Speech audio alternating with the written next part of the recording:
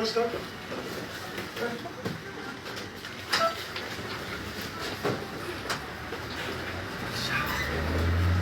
Kaç lira bu?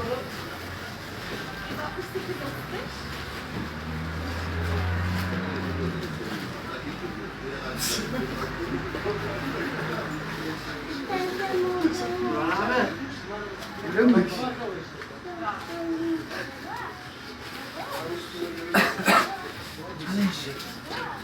Hadi gidelim.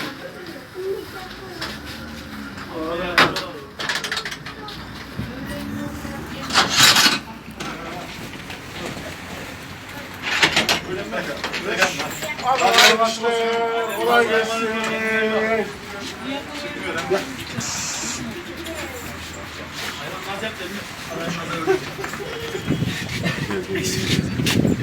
Ahmet atılmaz. Hadi yolun açık olsun. Hadi Allah'a emanet ol abi. Aman geri dönüyor. Geç kızım senin.